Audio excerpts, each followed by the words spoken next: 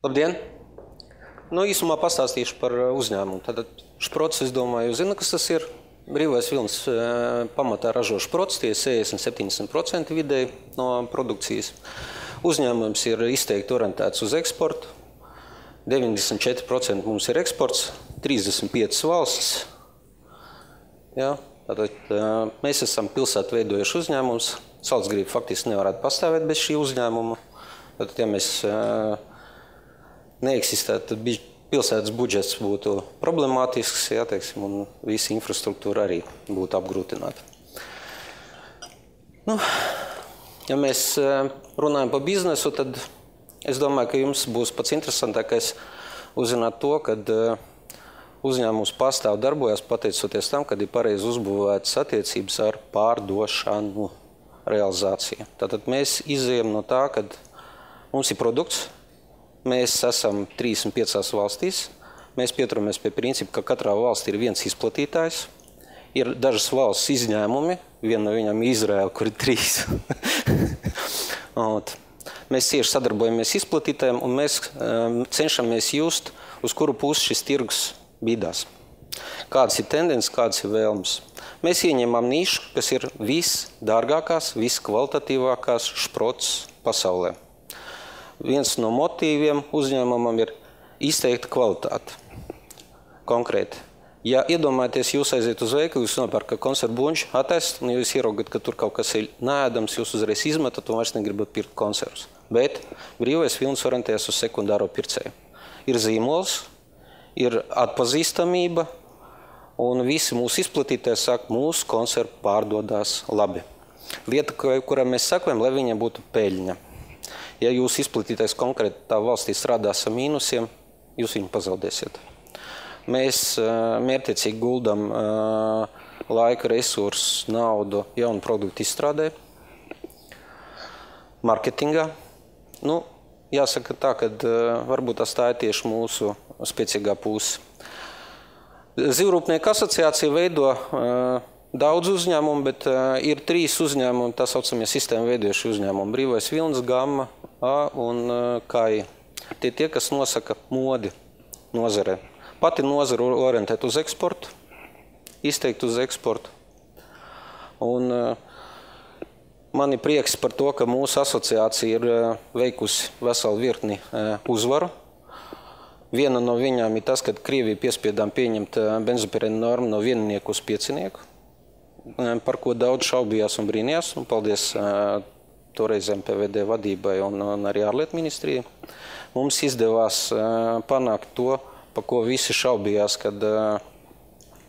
kad mēs izmainīsim Eiropas Savienības regulu par benzopirēnu. Eiropas komisija pieņem normu 2. Kas ir benzopirēns? Tas ir aromātiskie ogļu ūdeņraži. Tas ir tas, kas jums visiem smaržo, garšo un patīk. Tātad no 5 viņi pieņēma 2. Mēs esam vienīgie, kas panāca to, ka mums saglabāja 5. Tātad, ja mēs gribam, mēs varam. Protams, paldies ārlietu ministrijai, paldies zemkopības ministrijai, bet mūsu asociācija bija tā, kas ieslēdza visus resursus. Pie kam ir jāsaprot to, ka, ja jūs cīnāties par savām tiesībām, nekautrēties cīnīties. Viņasim tā, kad Krievi paziņoja, ka viņi mūsu konservos konstatēja paaugstināt benzopirēnu līmeni, es personīgi savācu Krievijas ražotāju konservus, aizsūtīju uz Vāciju, uzstājos pa Krievijas televīziju RTR, un pateicu, kur skatās galvenais Krievijas sanitārs, paskatieties, viņiem 2/3 ražotāji neizpilda Eiropas normu 5. Krievijai vieninieks. Protams, bija kašķis, bet viss kārtībā tagad normāli. Un tas pats arī ar Eiropas Savienību. Paskatieties, kas pret jums strādā, un paskatieties viņu vājās vietas. Man patikās, kad atbrauc Eiropas komisijas deleģētie emisāri uz rūpnīcu. Viņi saka, jūs nebrīnieties. Mēs tā sakrita, ka mēs visi 3 esam no Vācijas. Es saku, ļoti labi, paskatīsimies vācu produktus, kur mēs uztaisīsim analīzi un kam uztaisīsim problēmu. Zini, kaut kā uz dioksīnu uzrāvās. Tur bija miljoniem zaudējumu. Tāpēc ir jāsaprot, ka ir instrumenti, nav jākautrējas viņus izmantot, un vienmēr jāpatur tas akmentiņš ezotē. No marketinga trikiem tas, ko mēs izmantojam, bet viņi arī pareizi vajag izmantot. Mums ir tāds produkts saražprots. Viņš ir viskvalitatīvākās, visdārgākās. Pie kā mums Vislielākais noiets ir Polijā. Viņi visvairāk ņem, tāpēc, ka viņi saprot, ka tas ir ļoti labs. Mēs izmantojam etiķeti 1905. gada etiķeti. Tātad cara laikos ražojuši procesu, pie kam jau tajā laikā viņi dabūja Madrides starptautiskā izstādē godalgu. Viņš ir patentu birojā, viss kārtībā, kāpēc ne?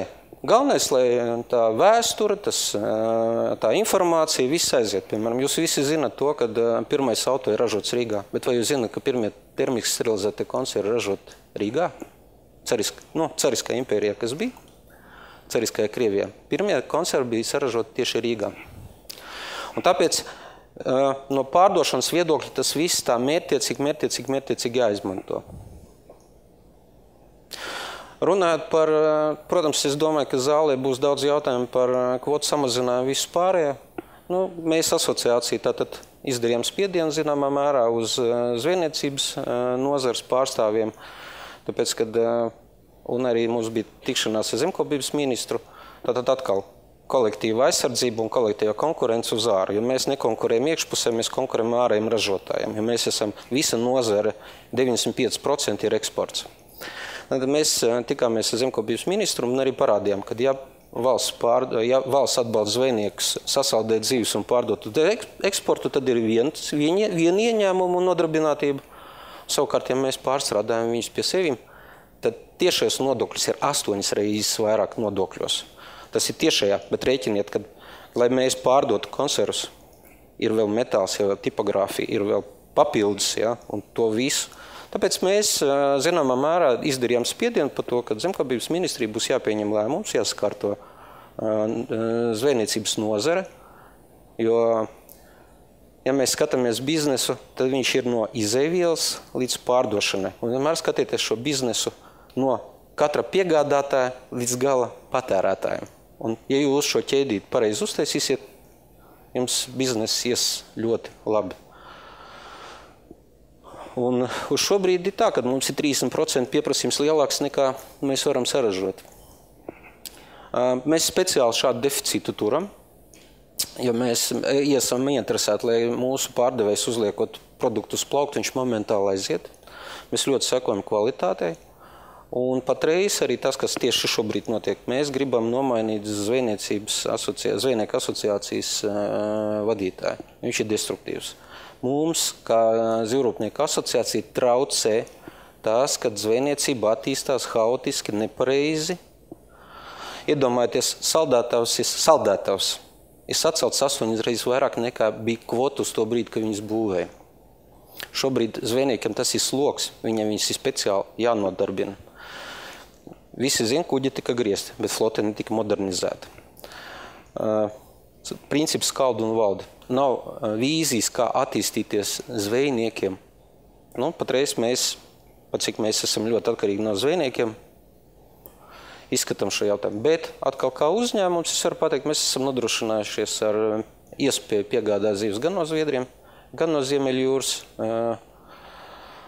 Tieši patreiz jau ir atnākušas pirmās partijas visu, un tas, kad mēs ražojam ļoti kvalitatīvu produktu, viņš attiecīgi ir ļoti dārgs, mēs esam tie, kas varam atļauties samaksāt par šo izēvielu. Attiecīgi mums ir konkurences apstākļi labāk, izdevīgāk nekā citiem ražotājiem.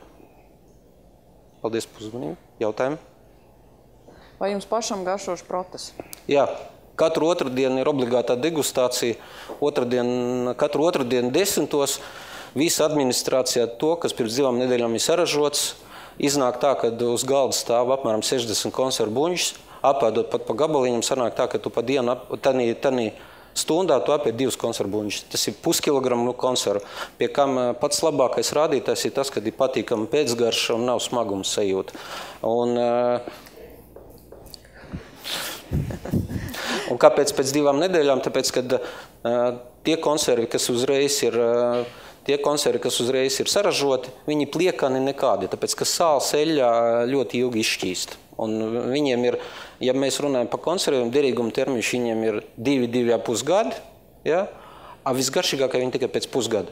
Jūs visi zināt, ka vīnam ir jānogatavojas mucā, tad iedomājieties, kad šprots un zivju konservi, tas ir speciāls produkts bez konservantiem, termiski sterilizēts, kuram ir vajadzīgs nogatavošanās periods lai viņš būtu visgaršīgākais. Visgaršīgākie zivju konservi pēc pusgada. Šobrīd ir dzirdams tirgu, tur ir projekti un laikam pat īstenot, ka zvejnieki sāk būvēt savas zivju apstrādes rūpnīcas. Tas ir tieši ar to domu, ka vajadzētu tā kā vienās rokās turēt visu ciklu, sākot no noķeršanas ar apstrādu un pārdošanu. Vai jūs nedomājat doties pretējā virzienā, iegādāties savus kuģus, jeb nopirkt zvejniecības uzņēmumu, tādā veidā, lai jūs arī savā kontrolē paturētu arī visu to ražošanas ciklu, un tad nebūtu jācīnās ar to zivsaimniecības to direktīvu? Visu sapratu, bet uzreiz ir tā. Tas ir Vojta Murgs, atļaušos izteikties Murgs, teiksim, kā atbildes gājiens. Katram jānodarbojas ar to, ko viņš nodarbojas. Ir jāsaprot to, ka, ja mēs runājam par valsti, kas ir vislielākais ieguvējs no tā, ka uzņēmums strādā, jo viņš saņem tieši nodokļos vislielāko pievienoto vērtību, vairāk nekā akcionāri, vairāk nekā bankas un vispār. Tātad, ja mēs runājam no valsts viedokļa, tad valstī šīs attiecības jāsakārto. Es negrasos nodarboties ar zvejniecību, un es negrasos arī nodarboties ar izplatīšanu konkrētā valstī. Es atbildu par to, ka man ir labs produkts, man viņš ir kvalitatīvs, es panāku efektivitāti, pašizmaksu, pats samaksājot visus nodokļus. Ja man uzdod jautājumu, kur es saskatu vislielāko problēmu, ēna ekonomika. Cik tas jautājums ir cilāts, godīgi sakot, gribas bombi paņemt un iedot pa galvu. Tāpēc, ka, kretīni, visi redz, ka 2/3 nodokļu netiek maksāti, un visi lielie uzņēmumi, visi eksportētāji, tie, kas nevar slēpt nodokļus, viņi visi ir spiesti to slogu nest. Tā kā katram jānodarbojas ar to, ar ko viņš vislabāk prot. Un tad, ja sāksies tāda mētāšanās, valsts tikai zaudē. Un valsts ir tieši šī regulēšana funkcija. Nodokļus mēs maksām priekš tā, lai viņš šīs attiecības sakārtot. Man jautājums. Jūsu dīleri par jūsu preci, pieņemsim Azerbaidžānā, tur Polijā, tie paši 3 Izrēlā, norēķinās par saņemto preci pat taisno ieskait naudiņu brīvā viļņa kontā, vai tā iet, jeb naudiņu plūst caur kādu trešo firmu? Ir visādas schēmas, bet es uzreiz varu pateikt. Man atbildība beidzās ar to, kad es pārdodu no vārtiem. Kā man viņi ienāk, es nenesu atbildību. Skaidrs? Vai jūsu šprotēm ir košeru produktu status? Jā, ir, bet tur tas tirgus nav tik liels. Tātad košeru status ir uz Izraeli, pat cik Izraeli ir specifisks tirgus, tad mums ir 3 izplatītāji. Krievu tirgus Izrēlā, Tiftams lielākais lielveikalu tīkls, un Willy Food, tas ir starptautiskais Izraēlas produktu izplatītājs. Praktiski visi 3 lielākie spēlētāji katrā segmentā strādā ar mums. Kā vērtējat konkurentu Kolumbiju? Krupņika kungs ir ļoti interesants personāžs. Viņi izvēlējās specializāciju upju zivis visvairāk. Viņi tātad lieto tādu plakana bonģiņu 190 grami, tas ir tas, kas viņiem viņi to nīšu ieņem. Un principā es viņus neuzskatu par konkurentiem, tāpēc, kad viņi ieņem savu segmentu, un principā, tas tā kā šprotu kvalitāte ir vidēji, nevar teikt, ka pilnīgi slikta, bet nav tās rozīnītes, nav tas. Skaidrs. Labi, paldies. Nākamais jautājums, lūdzu. Labdien. Šproti noteikti ir garšīgs produkts. Paldies par to. Jautājums ir, kādus plusus jūs redzat kā biržas uzņēmums un kāpēc jūs esat biržas uzņēmums? Biržā mēs esam mantojuma rezultātā. Tādā brīdī, kad tika pieņemts likums, tad mēs nonācām. Pluss varētu būt tas, ka patiešām pluss ir tas, ka mēs esam publiska akciju sabiedrība. Tātad tie partneri, kas ir no rietumiem, viņiem uzreiz tas uzlabo šo. Otrs tas, ka mums ir katru gadu zvērināts revidents nāk pārbaudīt. Protams, kad no vienas puses daži var pateikt, priekš kam tas man papildus klapats un viss pārējais, bet no otras puses tas disciplinē sakārto un arī bankas attiecās uzreiz savādāk. Tā kā pateikt, ka mēs nekotējamies. Nekotējamies tāpēc, ka pirms 7 gadi, kad es atnācu uz brīvo vilni, viņš jau pusgadu bija stāvējis, viņš jau bija maksāt nespējas tādā priekšstāvoklī. Lieniņām mēs esam izķepurojušies, mēs esam pacēlušies un mēs attīstamies. Akcionāriem dividendus mēs neizmaksājam, tāpēc, ka mēs visu guldam attīstībā. Mēs redzam potenciāli tieši tur – zīmols, tirgi, produkti, pašizmaksas, un mēs ļoti vienmērīgi ejam cauri tai situācijai, kas patreiz darās ar zivju kvotām. Principā, pat ja tā paņem, ja būtu tādam lielceļu laupītājiem, tad es vispār tagad nograbinātu kvotas, ir metode vēl zvejniekiem, ja? Pabojātu dzīvi, ja? Noplicināt vēl Krievijas tirgu un arī Krievijas ražotājs Ukrainas un Baltkrievijas, ja? Jo mēs vēl ar viņiem karojam, ja? Cīnamies. Uztaisītu, nokautu vēl pusi no mūsu zivrūpniecības ražotājiem, ja? Un pēc kādiem 2-3 gadiem diktētu. Bet, saprot, pasaule ir apaļa, ja? Viss atnāk. Tāpēc mēs konkurējam godīgi un korekti. Bet nazīts ir ražotāji. Kā skaidrojat, ka Latvija, kas ir piejūras valsts, ka Latvijā, kas ir piejūras valsts, zvejniecība ir faktiski iznīkusi? Ko darīt?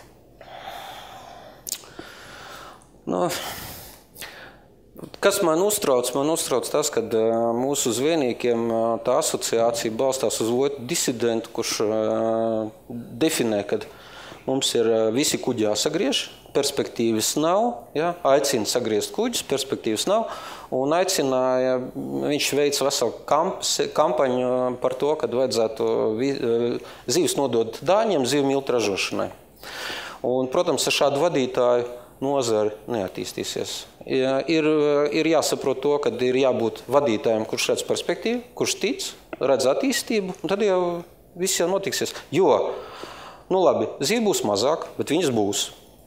Var pamainīt, paskatīties, ko var uzlabot, ja? Kā var sakārtot, tām pašām kvotām var mainīties. Piemēram, tagad ir tā, mēs nespējam izņemt lāšu kvotas, mēs no Somiem varētu nopirkt brietliņu un reņģu kvotas. Ir dažādas metodas. Varētu palielināt kuģu flotas efektivitāti, tāpēc, kad izejvielas cena lielā mērā atkarīga no degvielas cenas, cik tas kuģis patērē dzenājoties pakaļ tai brietliņai. Ja mēs runājam no efektivitātes viedokļa paaugstināšanas iespējām milzīgas. Sākot ar to, ka ja būtu normāla attieksme, tad, pieņemsim, zvejniekiem pasaka, šonedēļ nav jēgas iet ķert zivis, tu neko nedabūsi. Bet mums jau tā, man ir slikti, bet lai manam kaimiņam būtu vēl sliktāk. Tas jau uz kopēju nozari atstāja graujošu efektu. Nav šīs koncepcijas, nav šīs attīstības, nav šīs stratēģijas. Protams, ja uzdod mums, zivrūpniekiem, mēs priekš savas nozars redzam gan koncepciju, gan attīstību, gan mērķus, gan uzdevums, mēs to esam arī pierādījuši. Un mēs tagad mēģinam to pašu uzpotēt arī tur. Pat mēs redzam tos potenciālās iespējas, kas varētu paaugstināt viņu rentabilitāti, samazināt pašizmaksu un paaugstināt peļņu, pat pie tā, ka krītās kvotas un samazinās šīs zivju resursus. Bet skaldu un valdi. Viņi sadrumstaloti, viņi skatās, lai tam otram būtu vēl sliktāk.